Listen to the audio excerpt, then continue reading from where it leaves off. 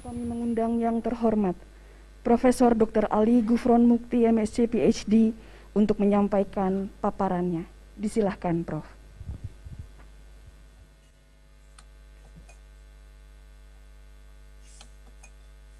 Warahmatullahi wabarakatuh. Selamat pagi, salam sejahtera bagi kita semua. Salam sehat yang kami hormati Ibu Dekan, Profesor Dr. Ova Emilia, dan Wakil Dekan Bidang Penelitian dan Pengembangan, Dr. Yudi Mahendra Data, dan seluruh profesor dan pengelola LERES yang tadi sudah disampaikan. Kami di sini diberikan tugas untuk menyampaikan tentang inovasi kesehatan di masa pandemi. Slide, oh saya ya, bisa. Baik, jadi akan kami sampaikan paling tidak tentang kebijakan penguasaan teknologi inovasi kesehatan, lalu peran riset dan inovasi, percepatan penanganan pandemi COVID-19, serta peran perguruan tinggi. Nah, kita ketahui ini latar belakangnya bahwa dengan adanya outbreak atau pandemi, jadi mungkin untuk mahasiswa barangkali harus dibedakan antara pandemi, epidemi, dan endemi. Kalau pandemi itu satu epidemi yang meliputi lebih dari satu negara yang sekarang ini, sedangkan epidemi kejadian yang meningkat kasus di dalam satu negara. Nah, endemi itu satu kasus yang terus-menerus ada di suatu wilayah tertentu, seperti endemi malaria di Kaligesing, Purworejo contohnya. Nah, dengan adanya pandemi mulai dari Wuhan di Cina, kemudian menyebar ke skala global, lalu berbagai negara melakukan satu lockdown atau PSBB, demikian akhirnya juga terpengaruh terhadap kontraksi ekonomi nasional dan global, dan pengaruh-pengaruh pelemahan ekonomi global luar biasa, baik penurunan penjualan, transaksi perdagangan terkoreksi, konsumsi terkontraksi cukup dalam, dan tentu memiliki potensi kenaikan kemiskinan. Makanya kemudian di beberapa bulan yang lalu kita terapkan era adaptasi kebiasaan baru untuk pemulihan ekonomi. Tapi rupa-rupanya seperti di DKI kasusnya meningkat tajam dan kemudian dilakukan PSBB lagi. Nah, situasi terkini kita ketahui bahwa kasus kita sekarang sudah lebih dari 222.000 dan lebih dari 8.841 yang meninggal, ya, termasuk beberapa kolega kita, baik dokter ataupun tenaga kesehatan. Dokter sudah lebih dari 104 ya. Nah, ini akan berhenti jika ada 3 hal. Satu adalah ditemukannya vaksin, maka vaksin itu nanti ada isunya paling tidak 3 hal mengenai kecepatan, keefektifan, dan juga tentang kemandirian. Untuk kemandirian itu maka dibangunlah vaksin merah putih, termasuk UGM kita dorong untuk bisa menghasilkan vaksin merah putih yang rencananya dengan platform protein rekombinan. Nah, yang kedua, kalau ditemukannya obat yang efektif tentunya. Dan yang ketiga, apabila kebijakan serta perilaku itu memang kondusif. Nah, 3 hal inilah menurut saya yang harus kita bangun agar segera pandemi COVID ini teratasi. Nah, sedangkan kebijakan penguasaan teknologi dan inovasi kesehatan itu intinya adalah yang menyangkut triple helix, baik dari sisi government seperti Kemenristek, Kemenkes, BPOM, BUMN, perindustrian, dan akademisi dalam hal ini perguruan tinggi, tentu FKKMK, ya, kita berharap sekali Litbang, LPNK, dan juga BUMN atau dari sisi industri atau bisnis. Di mana dari sisi industri kita berharap ada investasi, ada riset development skala industri, produksi skala pilot, produksi skala industri, transfer teknologi, marketing, distribusi, dan lain sebagainya. Nah, untuk itu beberapa peraturan kita sedang kembangkan. Sebagai contoh, kalau ada sebuah industri yang investasi di dalam research and development, itu kita berikan tax deduction sampai 300%. Bayangkan di era yang sulit seperti ini, untuk dapat profit 100% itu sulit, tapi pemerintah menawarkan bisa sampai 300% tax deduction.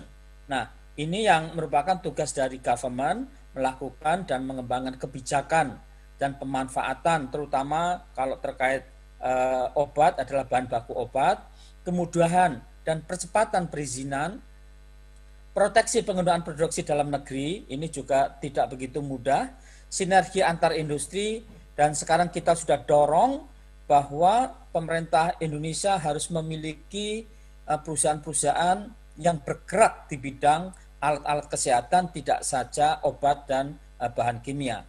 Nah, tentu sarana pemanfaatan inovasi nasional.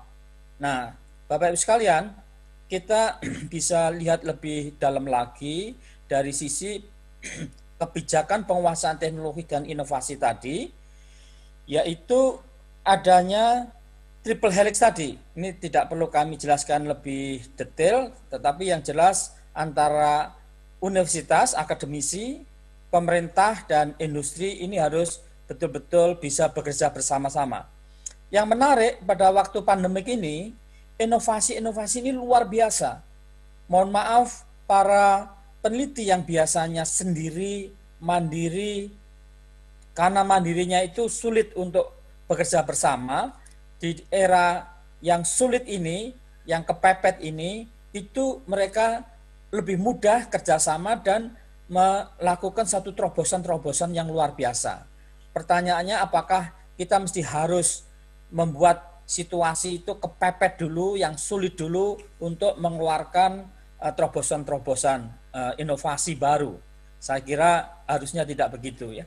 Nah, sebetulnya semua bagaimana peran pemerintah, bagaimana perguruan tinggi dan juga industri itu sudah diatur di dalam Sisnas Iptek, Sistem Nasional Ilmu Pengetahuan Teknologi, yaitu Undang-Undang Nomor 11 Tahun 2019, termasuk adanya dana khusus seperti dana abadi pendidikan, tapi ini dana abadi penelitian, termasuk yang kita gunakan untuk dana konsorsium penelitian-penelitian, di mana UGM cukup mendapatkan banyak support dana, itu adalah hasil dari dana abadi penelitian, begitu.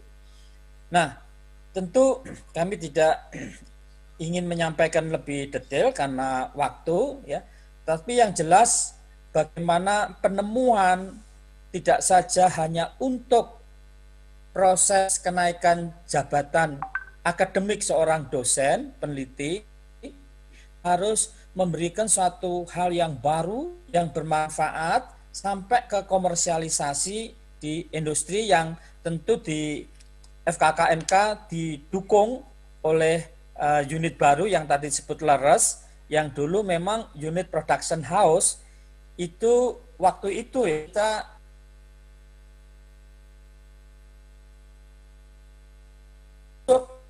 waktu itu yang kami ingat adalah mengembangkan ada para profesor yang atau para pejabat, apalagi mau pilkada ini banyak yang stres, lalu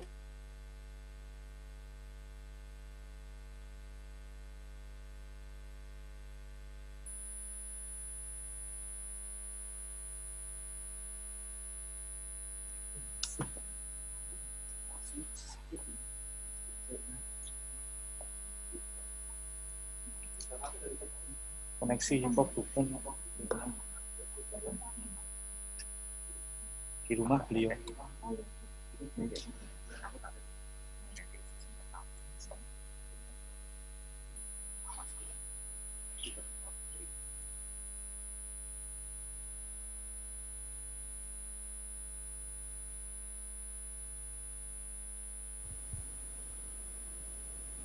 Bapak dan Ibu, kami mohon maaf karena ada gangguan teknis. Kita masih mencoba untuk terhubung dengan Prof. Gufron kembali. Terima kasih.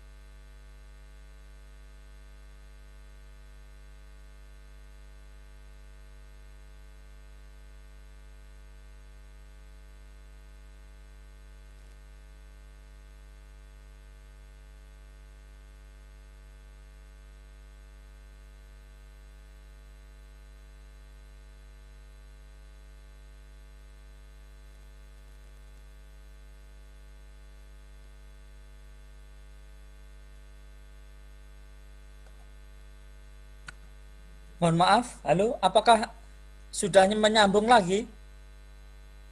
Ya, sudah Prof, sudah bisa terdengar kembali. Aduh, ya, mohon maaf. Baik Prof, silahkan Prof. Ya, Prof. Gufron mohon maaf, apakah kami perlu membantu untuk meneruskan penayangannya? oh iya,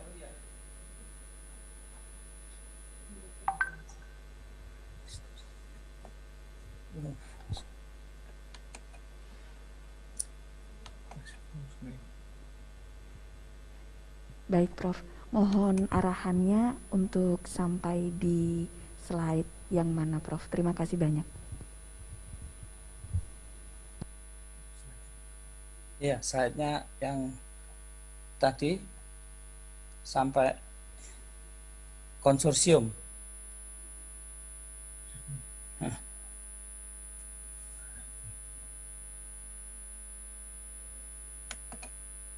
Konsorsium, ya, bawahnya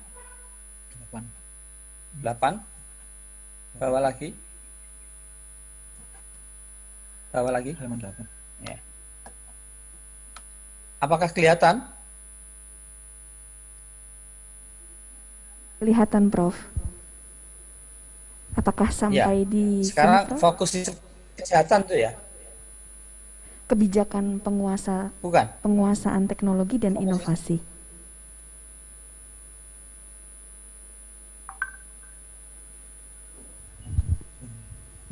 Ya. Halaman 9 10. atau saya gerakkan sendiri nih. Monggo Prof. Silahkan Prof.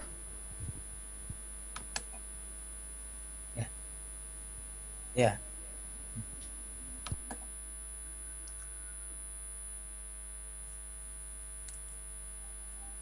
Ya, bisa dikebawahkan.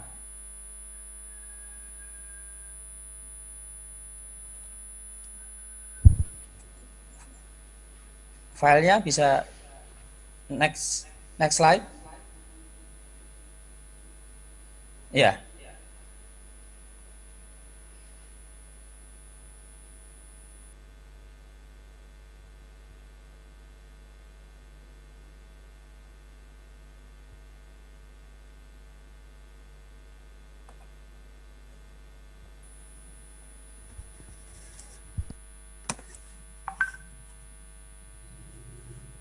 Halo, mohon maaf, apakah saya ganti dengan HP saja ya? Putus-putus itu? Baik, Prof. Baik, kami tunggu, Prof. Terima kasih. Iya, saya ganti dengan HP. Coba nanti di anu kan.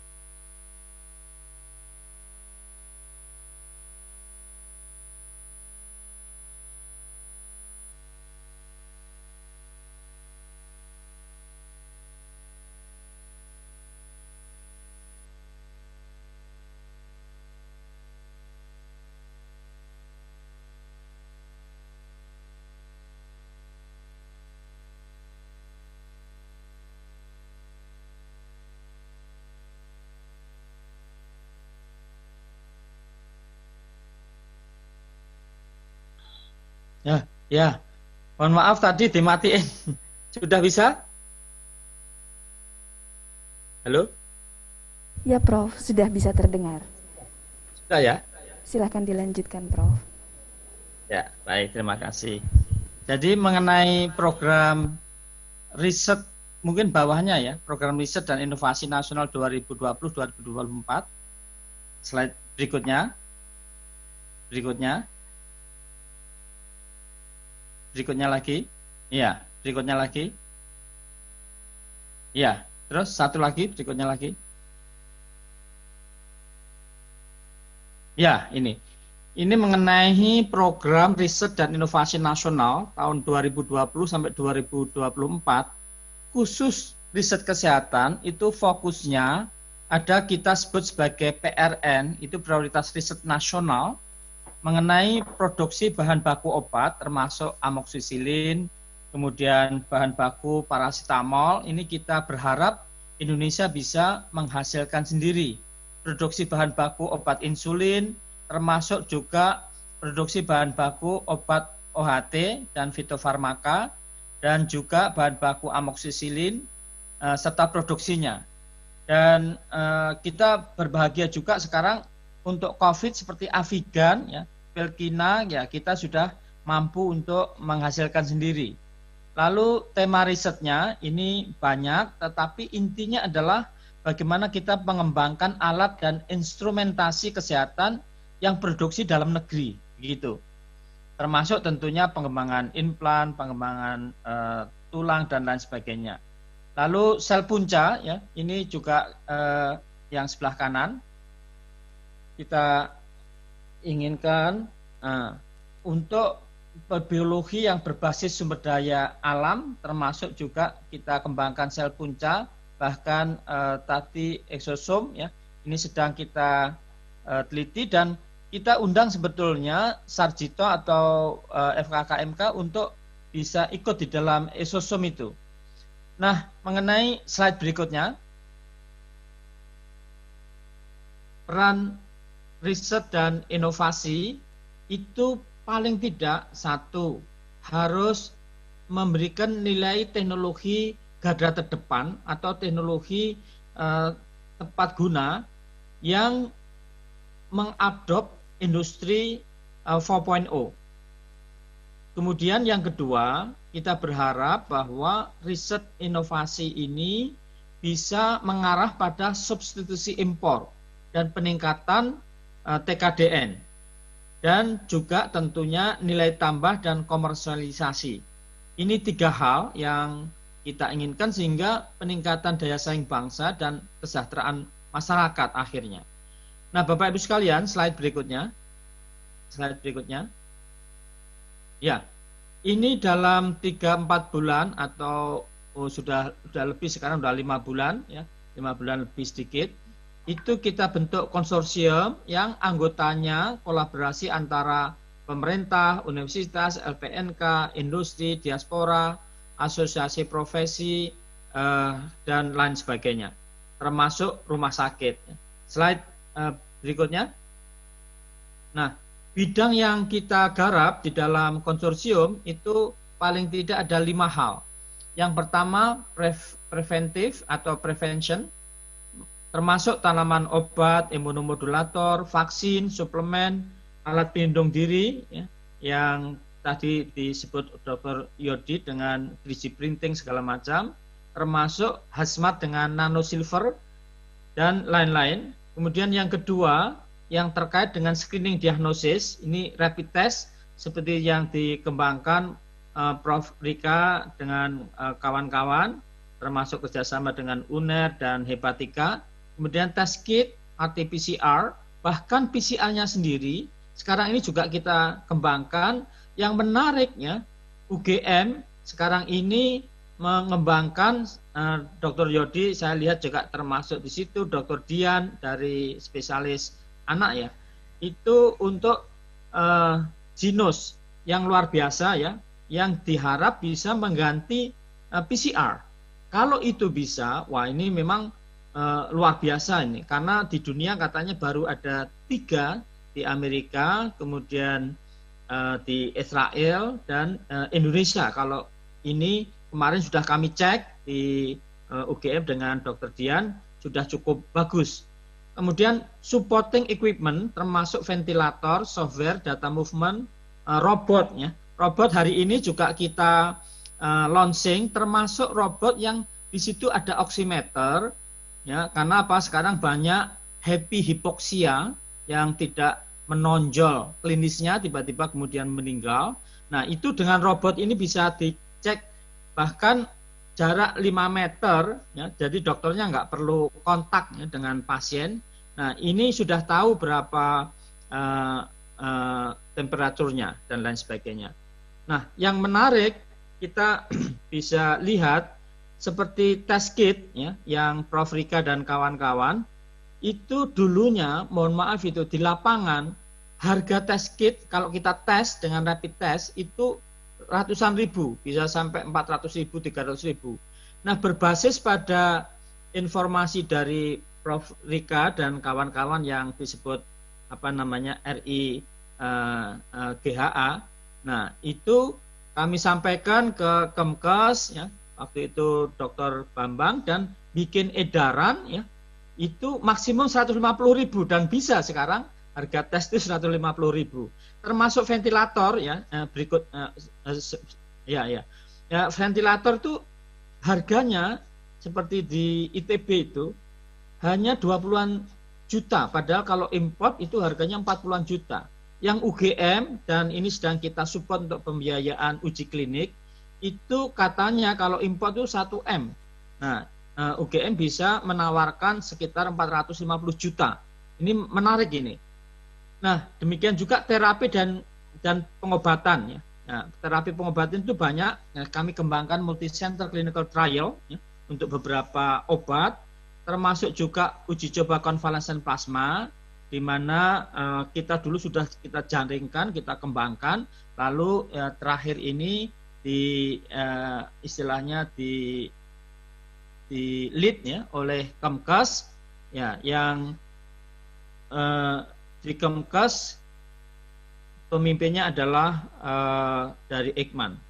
Kemudian produksi serum yang mengandung antibodi dan juga stem cell, termasuk juga mesosome. Nah, kemudian juga social humanity, ini banyak hal termasuk PSBB, bagaimana kemudian UMKM, dampak ketenaga kerjaan dan lain-lain. Ini kita lihat. Nah, berikutnya. Nah, ya, ini mengenai produksi yang terkait dengan banyak hal tadi sudah kami sampaikan sebagian, termasuk sistem artificial intelligence yang ada gambar parunya itu. Nah, itu untuk deteksi COVID ya, termasuk yang menurut saya yang genus itu juga basisnya adalah artificial intelligence ya. mobile lab BSL-2 itu yang biar masyarakat tidak rame-rame ke rumah sakit tapi mobilnya bisa datang, tapi jumlahnya belum terlalu banyak karena yang pesan belum terlalu banyak gitu. Nah, termasuk autonomous UVC ya, mengenai untuk sterilisasi imunomodulator dan powered air purifying respirator. Jadi mohon maaf, tenaga kesehatan kita banyak yang kena kemudian meninggal. Nah, ini bisa diperkuat sebetulnya kalau powered air purifying respirator itu juga disosialisasikan. Slide berikutnya. Ya. Nah, ini kita bisa ketahui mengenai pendanaan. Tentu kami tidak cerita banyak, nanti waktunya terlalu banyak ya. Berikutnya saja mengenai pendanaan tadi sudah saya singgung. Berikutnya. Ya, ini yang menarik bahwa bidang ilmu di riset inovasi pandemi COVID-19 itu ilmunya itu luar biasa, kerjasama dari berbagai bidang ilmu, mulai ilmu kesehatan, tentunya kedokteran, MIPA. Jadi contoh tadi yang Jinus yang saya lihat Dr. Yodi ada namanya di situ juga selain Dr. Dian, itu adalah MIPA Pak Kuat, ya, ada dari ekonomi juga, kemudian dari kedokteran, ya, lengkap ya. Ini kerjasama bidang ilmu yang sekarang ini. Berikutnya, slide berikutnya. Ya, ini mengenai kebijakan sudah tadi, peran riset dan inovasi sudah, percepatan penanganan pandemi sekarang. Nah, Bapak Ibu sekalian, slide berikutnya mengenai percepatan penanganan COVID-19 ya. Ini ya berikutnya, slide berikutnya. Ya. Pengembangan produk-produk pencegahan dan juga screening, diagnosis, terapi dan obat-obatan, termasuk mulai dari bagaimana penguatan imunitas tubuh dengan imunomodulator, kemudian dikembangkannya vaksin, ya sampai kemudian terapi-terapi, konvalesen plasma dan lain sebagainya. Kemudian produk-produk screening, diagnosis tadi sudah. Terus berikutnya slide berikutnya. Nah, ini alat-alat kesehatan yang diinovasikan, demikian juga produk-produk pendukung ya medis, termasuk artificial intelligence tadi. Berikutnya. Nah, sebetulnya berikutnya, slide berikutnya. Halo, slide berikutnya. Ya. Suatu pertanyaan, kenapa kita harus mengembangkan vaksin merah putih sendiri? Untuk diketahui sebetulnya Indonesia ini sudah merupakan terutama Bio Farma Center of Excellence untuk produksi vaksin ya. Dan kita ketahui Indonesia adalah merupakan negara dengan populasi terbesar nomor 4 dunia. Sehingga kalau kita bicara vaksin ya, itu bisnis besar ya, karena menyangkut paling tidak sekitar 70-an triliun, paling tidak itu. Jadi 70-an triliun, bisa bayangkan, besar sekali.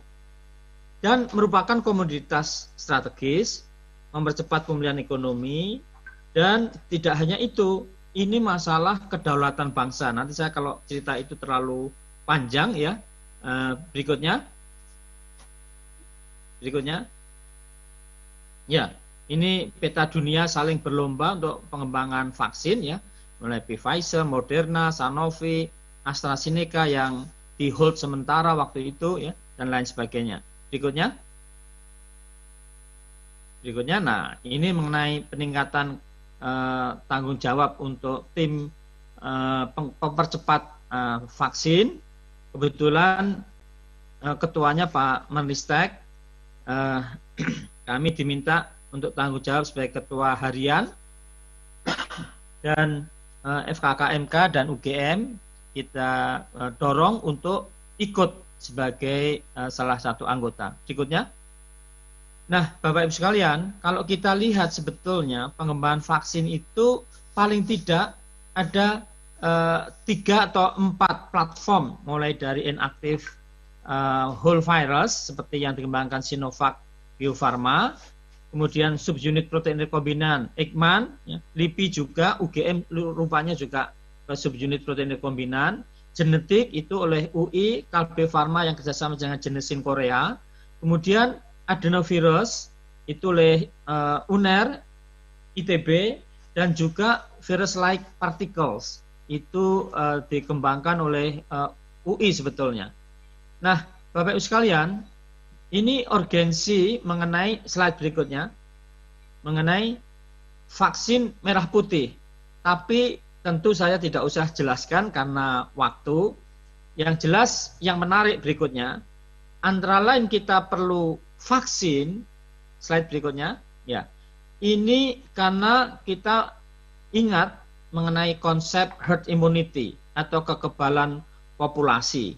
Jadi yang biru itu adalah gambar kalau masyarakat atau penduduk itu tidak ikut imunisasi, mereka sehat, ya, tetapi punya risiko karena tidak kebal. Ya. Nah, kalau kemudian sakit, ya, itu sedikit, tetapi ketika tidak ada ikut yang imunisasi, nah yang kanan itu, nah sakitnya bisa banyak. Nah, bawahnya itu mulai ketika sebagian orang ikut imunisasi, ya, mulai kebal. Nah, di sebelah kanan, ya, ini mulai lebih sedikit yang kena COVID karena apa? Muncul kekebalan karena adanya imunisasi tadi selain exposure terhadap beberapa orang. Nah, di bawahnya, bawah sendiri, ketika sebagian besar orang ikut imunisasi, maka akan banyak yang kebal secara tidak langsung meskipun juga tidak diimunisasi. Nah, ini yang kita sebut sebagai herd immunity. Nah, intinya herd immunity itu bisa dua. Satu, dengan cara natural, ya, seperti orang di Papua atau di Purworejo sebagian, ya, termasuk yang di Kalikesing umumnya, daerah endemik itu, masyarakatnya lalu muncul herd immunity.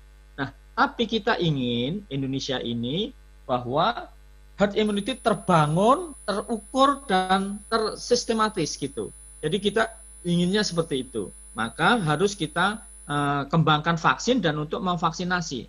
Berikutnya, lah berapa mengenai kebutuhan vaksin, ya, dengan rumus Viro 1 dikurangi 1 per rho. Rho adalah jumlah orang yang tertular untuk satu orang, itu kira-kira berapa? Itu ada 3 di Indonesia. Jadi butuhnya adalah 1 dikurangi 1/3 atau 2/3 kali jumlah penduduk. Kalau jumlah penduduknya dianggap 260 juta, maka perlu minimum yang divaksinasi itu 176 juta. Kalau setiap orang membutuhkan 2 dosis, maka paling tidak 350 juta. Nah, ini tadi yang kami sampaikan. Apabila vaksin ini harganya 200.000, ya, kita ikuti Pak Erick Thohir waktu ke Cina, ya, itu menyampaikan harganya sekitar 20-30 US dollar, ya. Nah, ini katakanlah 200.000, nah itu paling tidak butuh 70 triliun, tadi sudah saya sampaikan. Berikutnya, nah ini mengenai tentunya peran perguruan tinggi, ya. Kita terus langsung berikutnya, slide berikutnya, percepatan peningkatan kualitas pendidikan tinggi dan riset, lalu diregulasi pengurusan kekayaan intelektual bisa lebih cepat, ya. Bahkan ada peraturan yang sudah kita susun sedemikian rupa bisa sampai 40%, ya, mendapatkan royalti dari kekayaan intelektual itu. Kemudian skema pendanaan khusus, ya, denominasi publikasi terindeks global, dan kita sudah kembangkan dulu, ya, dengan berbagai macam pendekatan, ya, termasuk Sinta yang kita klasifikasikan menjadi 6, ini barusan saja keluar diumumkan. Jurnal-jurnalnya dapat berapa level gitu. Lalu kolaborasi riset dan penelitian tamu, kemudian regulasi berbasis riset dan insentif tadi bagi peneliti. Karena dulu mohon maaf belum boleh menurut Kementerian Keuangan, dan kemarin kami berdebat, ya. Nah, kita ingin peneliti itu dapat paling tidak untuk meneliti ada honor paling tidak 30% dan itu kami terapkan di konsorsium ini, ya. Meskipun kami harus berdebat itu, karena sebelumnya itu tidak boleh dianggap dosen itu sudah kerja dan sudah mengapa masih harus dapat tambahan gitu. Berikutnya ya, ini mengenai kerjasama perguruan tinggi, industri dan pemerintah. Intinya sekarang ini sudah berhasil ya di era COVID itu. Slide berikutnya, maka kita inginkan bisa ekosistem yang terbangun di era COVID ini, meskipun dalam tanda petik agak terpaksa ya, itu ke depan itu seperti itu. Dan BRIN kerjanya itu kita berharap seperti di era COVID itu, yang intinya adalah triple helix tadi. Berikutnya, nah ini mengenai upaya percepatan penanganan itu, kita memobilisasi ide-ide dari masyarakat ya. Siapa yang punya ide kita masukkan di Ideaton ya. Ideaton untuk kita cek ya, kalau memang bagus, nah kemudian kita bisa biayai. Kemudian Sinta dan kita kerjasama dengan LPDP, dengan DP, dan termasuk untuk diaspora dan lain sebagainya. Berikutnya ya. Nah ini tadi mendorong diaspora ya, kita berikan sampai 2 miliar kali 3 tahun, jadi sampai 6 miliar gitu. Berikutnya, jadi seperti di FKKMK ya, beberapa kerjasama diaspora ya, seperti dari Nottingham, kemudian dari Jerman ya, yang Pak Tom dan lain sebagainya. Nah ini berikutnya ya, kalau bisa berikutnya biar selesai itu. Berikutnya ya, ini mengenai isu-isu di dalam riset inovasi di masa adaptasi baru ya. Tapi karena ya waktunya, jadi saya tidak usah jelaskan satu persatu, tapi banyak riset dan inovasi yang sangat diperlukan ya, termasuk di dalam proses pendidikan ya. Teaching learning prosesnya itu yang pas seperti apa, karena sekarang umumnya tidak saja less kontak ekonomi, tetapi proses pembelajaran juga umumnya jarak jauh, jadi online ya. Berikutnya, nah ini bagaimana perguruan tinggi menghadapi masa adaptasi baru ya. Sekali lagi berbagai literasi, mulai literasi data, teknologi, manusia, collaboration, critical thinking, creative communication, computational thinking, compassion. Nah, ini yang karakter 6C ya, yang di sebelah kanan yang sering kami sampaikan, untuk kita bangun agar anak didik kita memiliki karakter 6C itu. Berikutnya, terakhir saya kira ya, inilah langkah ke depan. Kita inginkan apa yang sudah kita bangun di era COVID ini kita teruskan, termasuk institutional setup, itu membangun penguatan ekosistem inovasi yang di bawah nomor 1, kemudian kita optimalisasi penggunaan anggaran riset, lalu peningkatan kemampuan adopsi teknologi dan inovasi, lalu pemanfaatan iptek bagi penggila pertumbuhan ekonomi dan berkelanjutan serta berkeadilan. Ini yang kita berharap gitu. Demikian, terakhir, inovasi untuk Indonesia. Terima kasih dan selamat untuk pemberian nama baru LERES, yang moga-moga LERES bisa memberikan kontribusi inovasi yang luar biasa. Demikian, terima kasih. Assalamualaikum warahmatullahi wabarakatuh. Waalaikumsalam warahmatullahi wabarakatuh. Terima kasih banyak Prof. Gufron untuk paparannya yang sangat lengkap dan komprehensif, dan nampaknya paparan Prof. Gufron ini sudah sejalan dengan LERES FKKMK UGM. Matur nuwun sanget Prof. Selamat menjalankan aktivitas kembali dan sehat selalu.